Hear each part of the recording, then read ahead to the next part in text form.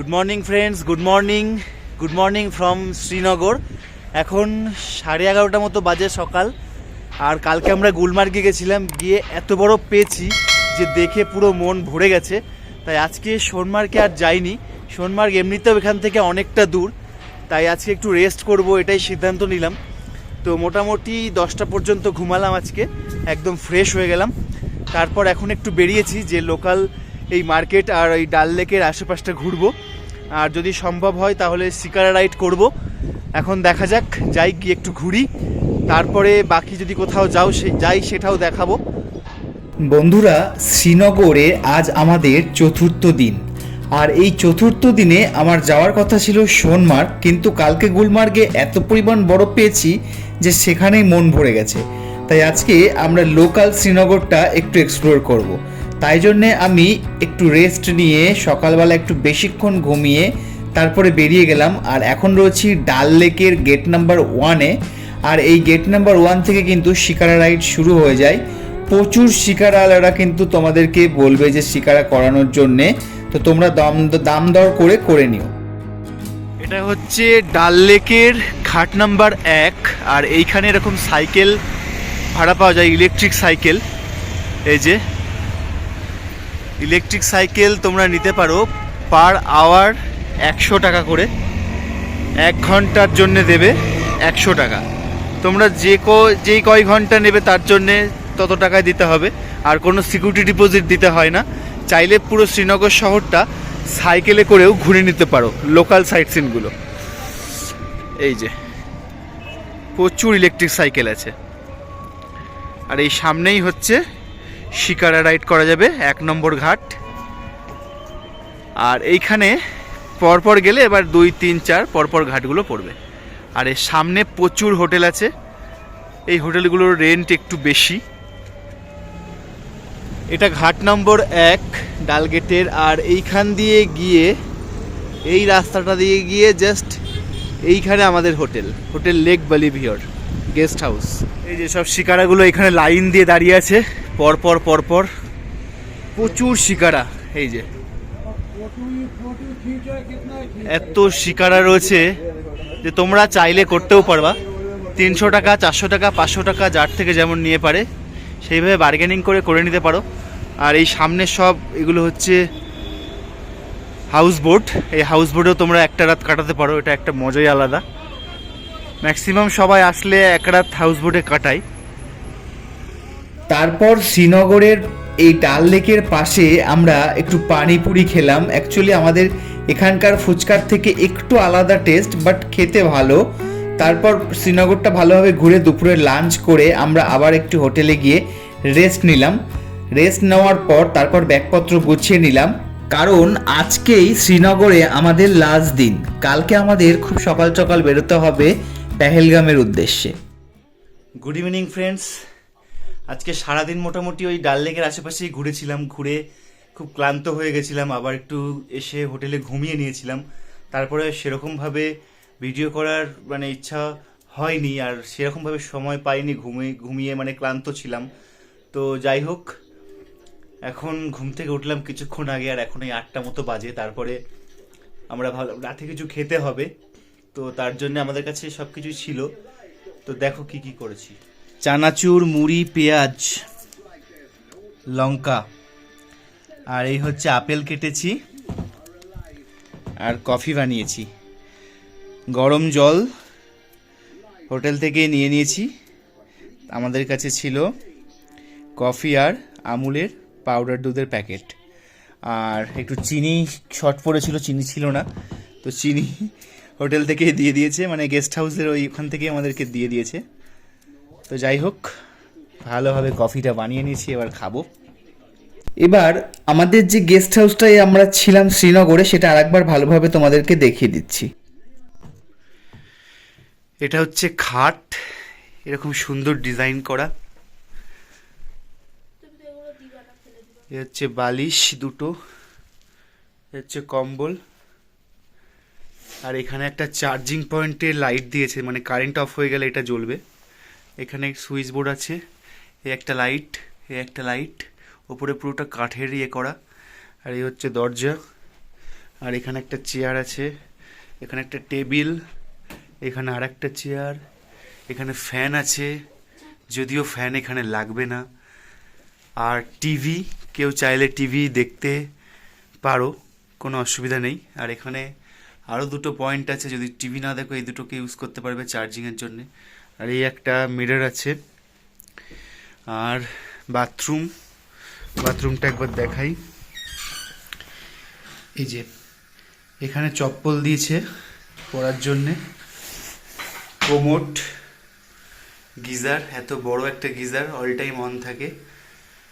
আর এই হচ্ছে basin, mirror, আর এই হচ্ছে ঠান্ডা গরম জলের নল, বেসিনেও তাই, ঠান্ডা আর গরম জলের নল। ওপরে শাওয়ার আছে, র্যাক আছে জামা কাপড় রাখার, পুরোটাই মার্বেল দিয়ে সুন্দর করে বাঁধানো, বেশ ভালো। Good morning friends, good morning from Srinagar. আর এখন সকাল 7টা বাজে। এর মধ্যে আমরা রেডি হয়ে বেরিয়ে যাব, এক্ষুনি রেডি হয়ে গেছে অলরেডি। আমরা যাব পেহেলগাম। এখান থেকে ফার্স্টে অনন্তনাগ যাওয়ার গাড়ি ধরবো, শেয়ার গাড়ি। তো ঠান্ডাটা কিন্তু আজকে খুব বেশি, তাই জন্যে জ্যাকেটও মোটা পরেছি, তার নিচে লেয়ার্স 3-4টে পরে নিয়েছি, যাতে ঠান্ডাটা যতটা মানে না লাগে। আর বাইরে এখনো যাইনি, রুমের ভেতরেই রয়েছি, বাইরে বেরোবো এক্ষুনি।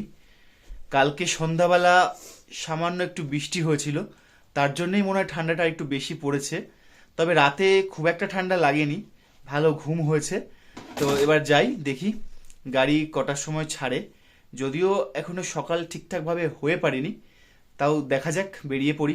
সকাল সকাল কতটা শান্ত থাকে এই সব জায়গাগুলো, এত বিজি থাকে, মানে এত জাম থাকে, মানে নেটে সার্চ করলেও দেখা যায়, মানে গুগল ম্যাপেও দেখায় খুব বিজি এরিয়া, কিন্তু এখন একদম শান্ত। আর ডাল লেকের জলটা পুরো যেন একদম শান্ত, একটা হালকা ঠান্ডা শীতল একটা স্তর পড়ে আছে।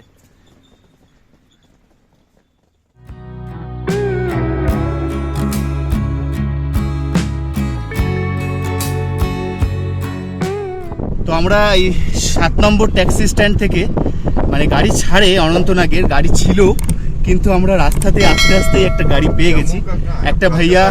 একটা ভাইয়া হচ্ছে লিফট দিয়ে দিচ্ছে, উনি হচ্ছে আমাদেরকে নিয়ে যাচ্ছে ডাইরেক্ট পেহেলগাঁও, কিন্তু উনি বললো শুধু না বলতে। যাই হোক, ভালোই হলো। আর ভাড়া কত কি লাগছে পরে আমি বলছি, আপাতত যাই, আগে জার্নিটা কমপ্লিট করি, তারপর দেখা যাক।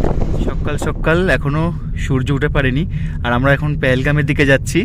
আর এইগুলো হচ্ছে সব কেশর বাগান, এইখানেই কিন্তু কেশর চাষটা সব থেকে বেশি হয়।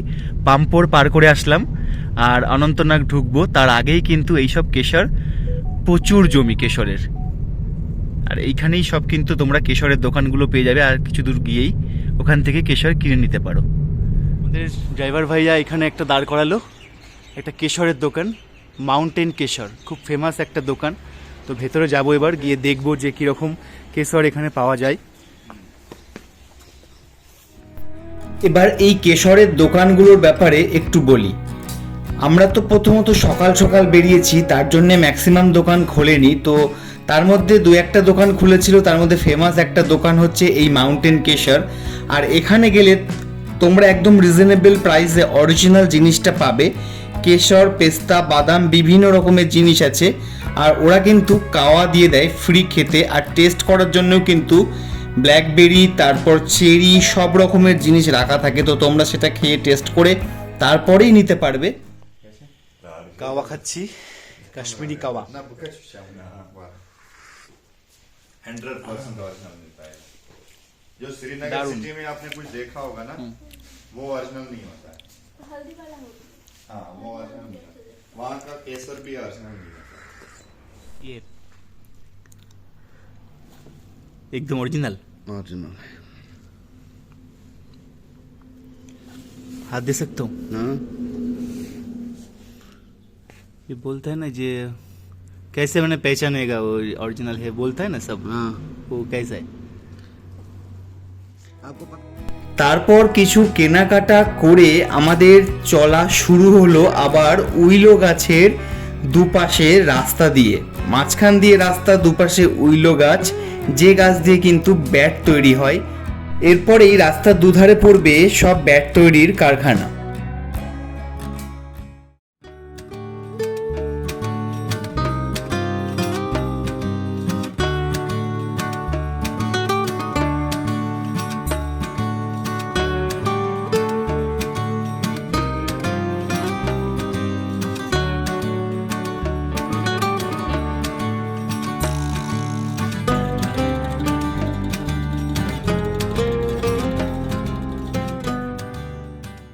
তারপর কিছুক্ষণের মধ্যেই আমরা চলে আসলাম সেই বিখ্যাত লিডার নদীর পার বরাবর রাস্তা দিয়ে। আমরা এগিয়ে চলতে লাগলাম পেহেলগামের দিকে, আর কিছুক্ষণের মধ্যেই পেহেলগাম চলে আসলো আর আমরা হোটেলে চেক ইনও করে নিলাম। হচ্ছে আমাদের হোটেল, দারুণ হোটেল, হোটেল রিগ্যান্ট অ্যান্ড রেস্টুরেন্ট, একদম কম প্রাইসে। এইচডিএফসি ব্যাংকের এটিএমও পেয়ে যাবে, আর একদম মেন পয়েন্টে এই যে হোটেল থেকে বসে পাহাড় দেখা যাবে, সামনে পেট্রোল পাম্প, আর প্রচুর গাড়ি এখান থেকে পেয়ে যাবে তোমরা। আর মেন এখানে ঢুকেই এন্ট্রি পয়েন্টেই আমাদের হোটেলটা, তাতে কোনো সমস্যা হবে না। এর থেকে ভালো হোটেল আমার মনে হয় না পেহেলগামে আর হয় বলে। তো তোমরা আসলে কন্ট্যাক্ট করে নিও, আমি কন্ট্যাক্ট নাম্বার ডেসক্রিপশানে দিয়ে দেবো। রিসেপশন থেকে জাস্ট উঠলাম, এই যে রিগ্যান্ট হোটেল অ্যান্ড রেস্টুরেন্ট, এখান দিয়ে সিঁড়ি দিয়ে উঠে, সিঁড়িতেও কিন্তু কার্পেট পাতা। এই যে সিঁড়ি দিয়ে এসে এইখানে প্রচুর রুম আছে, দোতলাতেও চলে যেতে পারবেন, তিনতলাতে চলে যেতে পারবে, আর এইখানে প্রচুর রুম। আমাদের এই 105 নম্বর রুম, এই হচ্ছে রুম। এটা হচ্ছে বেড, টাওয়াল দেওয়া আছে, একটা টিভি, একটা মিরর, আর একটা সোফা আছে, সোফাতে বসাও যাবে, জামা কাপড় সব রাখা যাবে। আর এই হচ্ছে ব্ল্যাঙ্কেট, দুটো মোটা মোটা ব্ল্যাঙ্কেট। বাথরুমটা হচ্ছে এই, কোমোট আছে, বেসিন আছে, মিরর আছে, আর এই যে একটা গরম জল, একটা ঠান্ডা জল। এইখান দিয়ে এই যে রুম স্প্রে করে দিচ্ছে ভালো করে। আর সব থেকে বড় জিনিস যেটা, সেটা হচ্ছে ইলেকট্রিক ব্ল্যাঙ্কেট। এই যে ইলেকট্রিক ব্ল্যাঙ্কেট দেওয়া আছে, এই যে এইটা গুজে দিলে ব্যাস, গুজে দিলেই হয়ে যাবে। এই হচ্ছে ট্যাক্সি স্ট্যান্ড 1।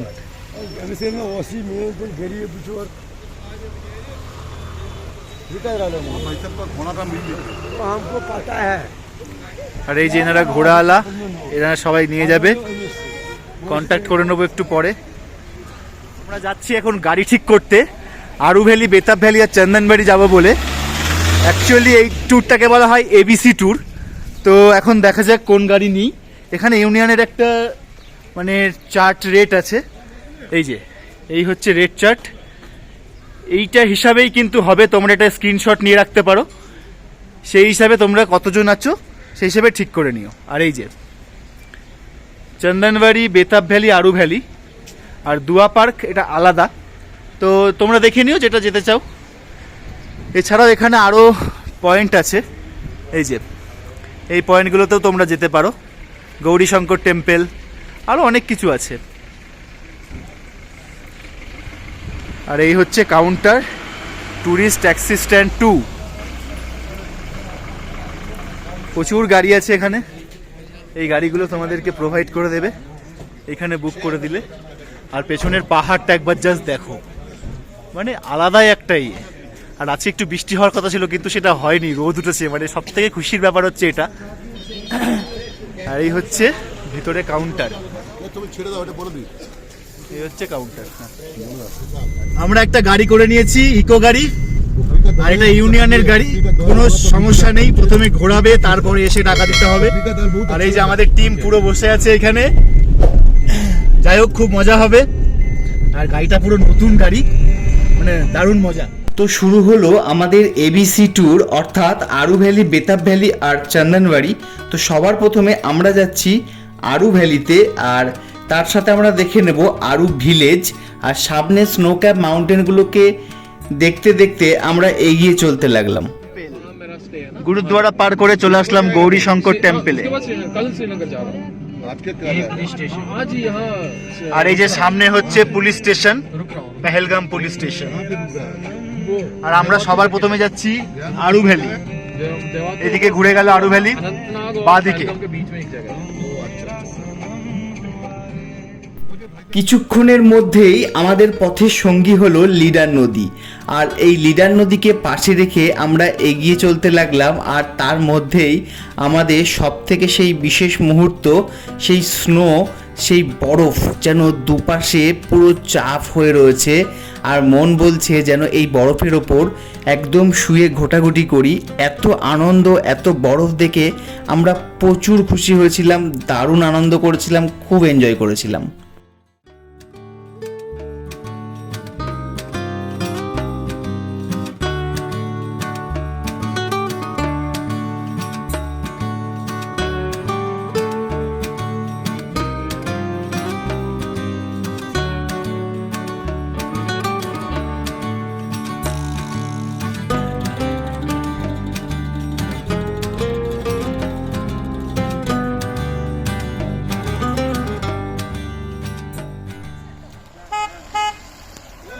চলে এসেছি আরু ভ্যালি। আর এই আরু ভ্যালির ব্রিজটা পর্যন্ত কিন্তু তোমরা আসবে, তোমাদেরকে গাড়ি কিন্তু অনেক আগে ছেড়ে দেবে, তোমরা কিন্তু সেইখানে নামবে না। তোমরা এই ব্রিজ পর্যন্ত অবশ্যই বলবে আমাদেরকে এই ব্রিজ পর্যন্ত নিয়ে আসো। কত বরফ, কত বরফ, সেই মজা, সেই সেই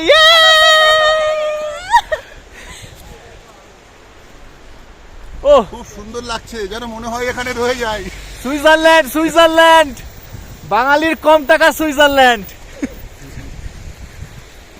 আমরা চলে এসেছি আরু ভ্যালিতে।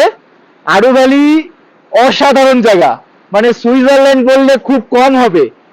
এত সুন্দর জায়গা আমি লাইফের ফার্স্ট টাইম দেখলাম। এই যে পিছনের যে পাহাড়গুলো একবার দেখিয়ে দাও, এত সুন্দর পাহাড় আর বরফ জমে এমন হয়ে আছে, মানে সত্যি কথা বলতে এত ভালো লাগছে। আমি এরকম মানে ভিউ কখনো দেখিনি, কখনো না। তো তোমরা অবশ্যই পেহেলগামে আসবে, আর পেহেলগামে এসে এই আরু ভ্যালি, বেতাব ভ্যালি আর চন্দনবাড়ি মানে এবিসি এই ট্যুরটা অবশ্যই করবে। এটা না করলে কাশ্মীর ট্যুর কোনো দিক দিয়ে যেন অসম্পূর্ণ হয়ে যাবে।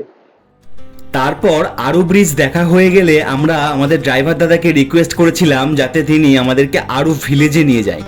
তো আমরা গুগল ম্যাপেও দেখেছিলাম আরু ভিলেজটা আরেকটু দূর। তো আরু ভিলেজ আমরা গেলাম। আরু ভিলেজের মেন পয়েন্টে গিয়ে গাড়িটা রাখলো, তারপরে আমরা হেঁটেই গেলাম। তো তারপর যখন আরু ভিলেজে ঢুকলাম তখন মনে হলো এটা যেন সত্যি একটা স্বর্গ, মানে এত সুন্দর জায়গা, এত সুন্দর দৃশ্য আমরা প্রথম দেখছি। এই আরু ভিলেজ থেকে তোমরা ঘোড়া করে কিন্তু আরও দূরে যেতে পারবে, একদম জঙ্গলের মধ্যে একটা অ্যাডভেঞ্চারাস ব্যাপার হবে। কিন্তু যেহেতু অনেক বরফ, তার জন্যে আমরা আর ঘোড়াইতে করে যাওয়ার রিস্কটা নিইনি। তারপরে আমরা আই লাভ আরু বলে লেখা ছিল যেখানটাতে, সুন্দর করে সাজানো ছিল, সেখানে অনেক ফটো তুললাম, অনেক আনন্দ করলাম বরফ নিয়ে। করার পর তারপর আমরা আবার পুনরায় ফিরে আসলাম আমাদের গাড়ির ওখানে, কারণ আমাদের নেক্সট ডেস্টিনেশন চন্দনবাড়ি আর বেতাব ভ্যালি দুটো এখনো বাকি আছে। এই যে আমরা যাচ্ছি চন্দনবাড়ির দিকে, আর পাহাড়ের মাথায় এরকম বরফ, আর পাশে হচ্ছে ওয়ালনাট আর আখরোটের গাছ, যেগুলোকে বলা হয় বাংলায় আখরোটের গাছ। এবার একটু বলে রাখি, তোমরা ইউনিয়নের যে গাড়ি নাও না কেন এই এবিসি ট্যুরের জন্য কিন্তু 3টে স্পটে 3 ঘন্টা, আর যাওয়া আসা নিয়ে মোট 2 ঘন্টা, তাহলে টোটাল 5 ঘন্টা কিন্তু তোমাদের হাতে টাইম থাকবে। এক্সট্রা টাইম নিলে কিন্তু তার জন্য এক্সট্রা পে করতে হবে। গাড়ি জ্যামের জন্য বেশি দূর যেতে পারলো না, এইখানেই নামিয়ে দিল। এখান থেকে একটু হেঁটে যেতে হবে। এই যে ওপরের ভিউটা একবার জাস্ট দেখো, ওই পাহাড়গুলো না খতরনাক পাহাড়, যখন তখন ভেঙে পড়ার চান্স আছে, ভয়ও লাগছে। আর এই পাশে পুরো বরফ জমে আছে। তারপর দেখতে দেখতে কিছুক্ষণের মধ্যেই আমরা চলে আসলাম চন্দনবাড়ি।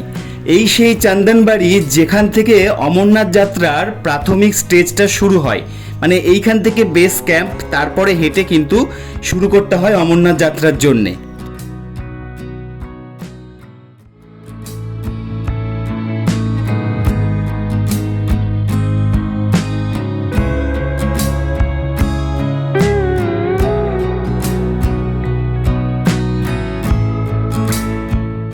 বাগানবাড়ি থেকে বেতাব ভ্যালির দিকে যাচ্ছি, আর যেতে যেতে মনের আর একটা আশা খুব ভালোভাবে পূর্ণ হয়ে গেল, সেটা হচ্ছে স্নোফল। আর এই যে স্নোফল হওয়া শুরু হয়ে গেছে। অ্যাকচুয়ালি আজকে 80% চান্স ছিল স্নোফল হওয়ার, তো কিছুটা পেয়ে গেলাম, ভালোই লাগছে। বৃষ্টি তার সাথে স্নোফল, বাহ, আর কি চাই।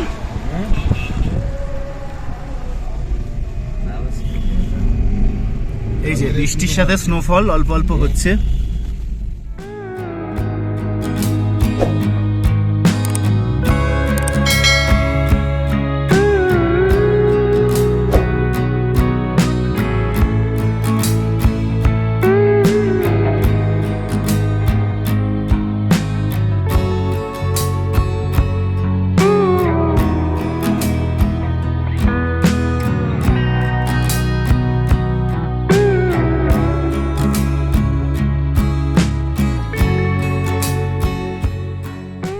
চলে এসেছি বেতাব ভ্যালির সামনে, আর এই সেই বেতাব ভ্যালি যেটা খুব নাম করা।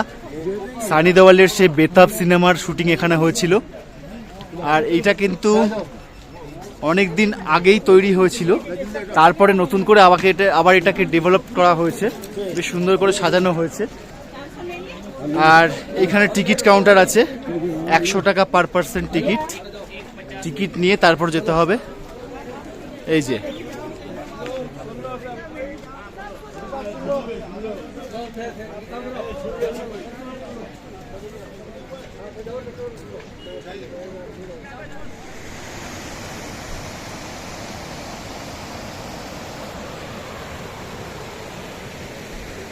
তারপর দুটোর মধ্যেই কিন্তু আমাদের এই এবিসি ট্যুরটা কমপ্লিট হয়ে গেল, আর ড্রাইভার দাদা আমাদেরকে মেন ট্যাক্সি স্ট্যান্ড 1-এর কাছে ছেড়ে দিল। তারপর আমরা একটু লাঞ্চ করে নিলাম। লাঞ্চ করে আমরা বৈশারেন ভ্যালি বা মিনি সুইজারল্যান্ড যাব বলে ঘোড়া ঠিক করে নিলাম। এবার ঘোড়া ভালো করে দাম দর করতে হবে। দাম দরটা আপনাদের উপর, কিভাবে আপনারা দাম দর করতে পারবেন। আমাদের দুটো ঘোড়া লাগতো, তো আমরা দুটো ঘোড়া ভালোভাবে দাম দর করে এবার বৈশারেন ভ্যালির জন্য রওনা দিলাম। এই দাদা আমাদেরকে ঘোড়া দিচ্ছে, দুটো ঘোড়া 900 টাকা। এই যে चलो मैडम भैया ये दो ना, ये दो, और पैसा इधर आके देना है ना, इसके हाथ में देना, इसके हाथ में। इसको बोल दो कितना। এই যে যাচ্ছে, ধীরে ধীরে ওঠো, ধীরে ধীরে ওঠো। वाह, उठ गया। हाई कर दो, हाई कर दो। कैसा लगा सफर? बढ़िया बढ़िया बढ़िया बढ़िया ना, एकदम झकास। घोड़ाई করে যাচ্ছি। और ये मेरा घोड़ा का नाम क्या है? इसका नाम राजू है। और मैडम का? टाइगर। आपका है टाइगर। ভয় তো অনেকটা লাগছে, কারণ জীবনে প্রথমবার যাচ্ছি, ভয় একটু লাগছে। এখন দেখা যাক। চলে এসছি আমরা এখন দাবিয়ান ভ্যালিতে, আর এই যে একটু ভয় লাগছিল। এখানে মহারাজা হরি সিং একটা তীরে দুটো শিকার করেছিল। ইয়ে দাবিয়ান ভ্যালি এটা। আর এই যে রাস্তা কিন্তু প্রচন্ড খারাপ, ভয় পেলে হবে না, কিচ্ছু হবে না। এই যে আমাদের দুটো ঘোড়া। চলো ভাইয়া, अभी आपका नाम क्या है? মোহাম্মদ আসিফ ভাই আমাদেরকে নিয়ে যাচ্ছে। চলো ভাই। ঘোড়ায় উঠে পড়েছি মুশকিলে, কি আর করা যাবে, যেতে তো হবেই। এনজয় আর কি করব, ভয়ে ভয়ে কেটে যাচ্ছে।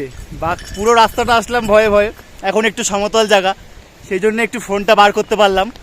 আর এই যে ও অনেক ভয় পাচ্ছিল, কিন্তু আমি অনেকক্ষণ ওকে বলে বলে ভয়টা কাটিয়ে দিয়েছি। আলটিমেটলি একটা সময় গিয়ে আর কিছু হয় না, অভ্যাস হয়ে যায়। তো এই যে আমার ঘোড়া, এই যে চলো। এই যে ঘোড়াগুলো সব এইখানে দাঁড়িয়ে আছে, মজা কি নেব, উল্টে সাজা হয়ে গেছে। আর এই জায়গাটার অবস্থা একবার শুধু দেখো, কাদায় কাদা পুরো, প্রচুর ঘোড়া রয়েছে, প্রচুর। আসার রাস্তা কিন্তু খতরনাক এখন।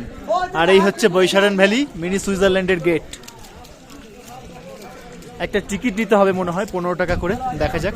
না সরি, চিলড্রেন 15 আর অ্যাডাল্ট হচ্ছে 30।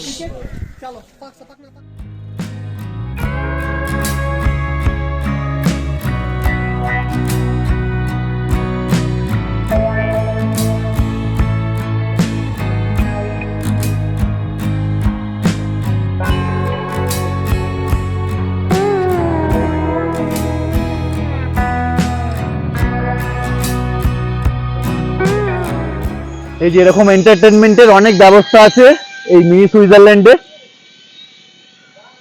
তোমরা চাইলে করে নিতে পারো। আর এই জায়গাটা পুরোটা বরফ ছিল, কিছুদিন আগে পর্যন্তও ছিল, আর সব বরফগুলো গলে এরকম জল হয়ে গেছে, আর এখনো বরফ রয়েছে। এই যে দূরে দেখা যাচ্ছে, এইটা এন্ট্রি, এখান থেকে ঢুকলাম 30 টাকা করে টিকিট, বড়দের বাচ্চাদের 15 টাকা। তারপরে এখানে এসে অনেক রকম অ্যাক্টিভিটি আছে, সেইগুলো সব করা যাবে। সত্যি কথা বলতে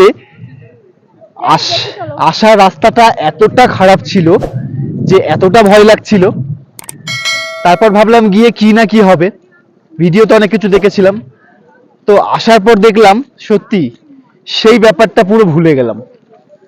এই যে দাদারা আছে, এনারা ফটো তুলে দেওয়ার জন্যে তোমাদের সাথে সাথে ঘুরবে, চাইলে ফটো তুলে নিও, রেট অনেক বেশি। আর ওই যে দূরে বরফটা দেখতে পাচ্ছ, ওই জায়গাতে আমরা যাব। এইগুলোতে বরফ এখনো রয়েছে, আর এই ওপরের পাহাড়গুলো দেখো বরফে পুরো ঢেকে আছে। এই যে এই যে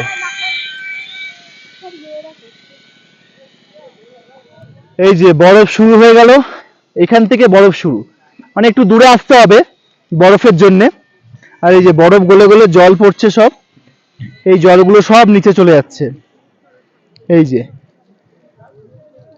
ওপরে পাহাড়গুলো পুরো মেঘে ঢেকে আছে, মাঝে মাঝে হালকা হালকা বৃষ্টির মতো পড়ছে, আর স্নো টাইপের, জানি না এটা স্নোফল কিনা।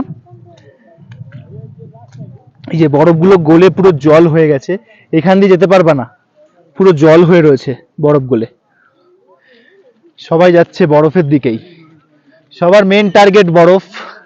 কাশ্মীরে এসছে বরফ দেখবে না, বরফ নিয়ে খেলবে না, এটা তো হয় না। পুরো বরফ গলা জল, এই যে বরফের মধ্যে পা দিলেই না জল ঢুকে যাচ্ছে একদম, কারণ বরফ এখানে শেষ হয়ে গেছে। আর এই শেষ সময়ে এখানে আসা, একটা সময় কিন্তু এখানে প্রচুর বরফ থাকে, এই পুরো পুরো এরিয়াটাই কিন্তু বরফ থাকে। আর এত বড় একটা মিডোজ, এটা এক সময় থাকে, সেটা জুন জুলাই মাসের দিকে, বাট এখন কিন্তু এটা পুরোটাই কিছুটা বরফ কিছুটা হয়ে আছে। তো ফিরে যাবো এখান থেকে। কিছুক্ষণ আমরা এই ভ্যালিটাতে বসে অবাকভাবে তাকিয়ে থাকলাম এই বরফে ঢাকা পাহাড়গুলো আর নিচের জঙ্গলটার দিকে, দেখা যেন আর শেষ হয় না। যাই হোক, একটা সময় আমাদের ফিরে আসতেই হবে, তাই সেই ভয়ঙ্কর রাস্তা দিয়ে আবার ফিরে যেতে হবে, এই কথাটা ভাবলেই যেন গায়ের মধ্যে একটা শিহরণ দিয়ে ওঠে। যাই হোক, এবার ফেরার পালা, আবার ঘোড়াতে চেপে বসলাম ফেরার উদ্দেশ্যে। তো আমরা এখন ফিরে আসছি, আর এই হচ্ছে রাস্তার অবস্থা। মানে সত্যি এরা যা কষ্ট করে না, এত কষ্ট করে এই খারাপ রাস্তার মধ্যে দিয়ে, ঘোড়াগুলো যেমন কষ্ট করে, আর যারা ঘোড়া নিয়ে যায় ওরাও খুব কষ্ট করে। সত্যি ওদেরকে স্যালুট জানাতে হবে। দেখো, টাকা পয়সা যাই নিক, কারোর থেকে বেশি কারোর থেকে কম, কিন্তু কষ্টটা তো সেই একই না, আলটিমেটলি সেই কষ্ট করেই যেতে হয়। আমাদের অলমোস্ট শেষ হয়ে গেছে, আর বেশিক্ষণ নেই। এই যে পিছনে আসছে, ওই দেখো, ধীরে ধীরে আসো, কিছু হবে না।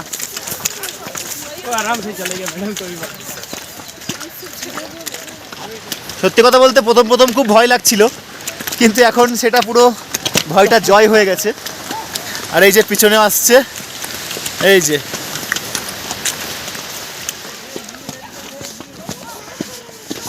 যতটা খারাপ ভেবেছিলাম ততটা খারাপ না, বেশ জার্নিটা ভালোই হলো, কিন্তু ভয় একটা থেকেই যায় যদিও।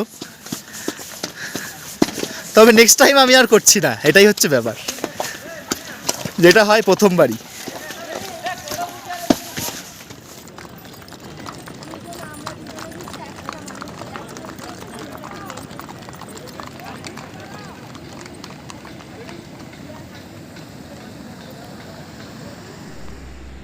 এই হচ্ছে কালী মন্দির, এখানকার সামনে গুরুদ্বারা আছে।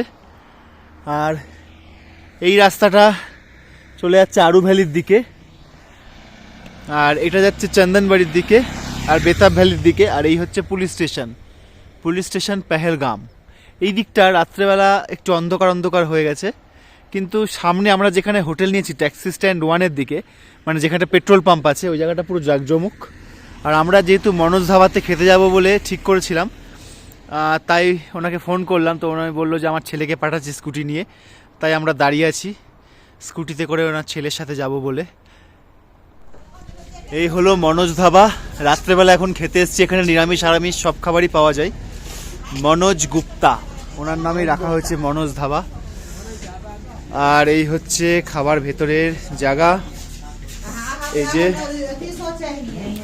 আমরা দুটো ভেজ থালি অর্ডার করেছি, ভেজ থালি এখানে 160 টাকা। এই যে মেনু কার্ড দেখে নাও। পেহেলগামে সস্তা খাবার খেতে হলে কিন্তু এখানেই আসতে হবে, এর থেকে সস্তা কিন্তু কোথাও নেই। স্ক্রিনশট করে দেখে নাও।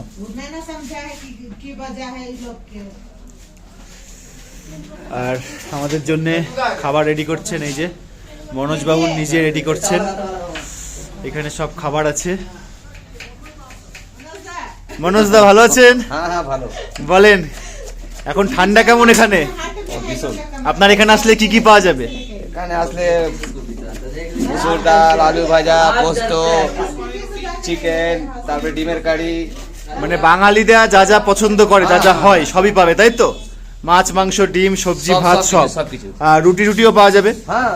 রুটি কত করে একটু বলে দেন? 10 টাকা। 10 টাকা করে রুটি। এর সাথে তরকা নিতে পারবে? হ্যাঁ। তরকা কত? প্লেন তড়কা 110, ডিম তড়কা 130।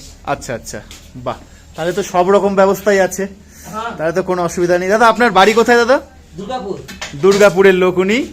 যাই হোক, এত দূরে এসে একজন বাঙালি দেখলে ভালোই লাগে। আর তারপরে এরকম বাঙালি খাবার, এটা পেলে তো আর কোনো কথাই নেই। আমরা তো এটাই চাই সব সময়, যে যেখানেই ঘুরতে যাব অন্তত একদিনের জন্য, একবেলার জন্য হলেও বাঙালি খাবার খেলে মনটা যেন একটুখানি ভালো লাগে। তো যাই হোক, চলো এবার খাবারটা অর্ডার করেছি, খাবার আসুক তারপর দেখাচ্ছি।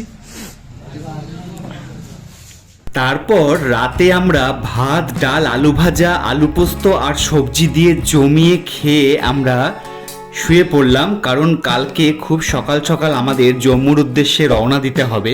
তো কেমন লাগলো এই ভিডিওটা? আশা করি ভালো লেগেছে, আর ভালো লাগলে অবশ্যই চ্যানেলটা সাবস্ক্রাইব করে পাশে থাকবে। শুভরাত্রি সবাইকে, সবাই খুব ভালো থাকবে।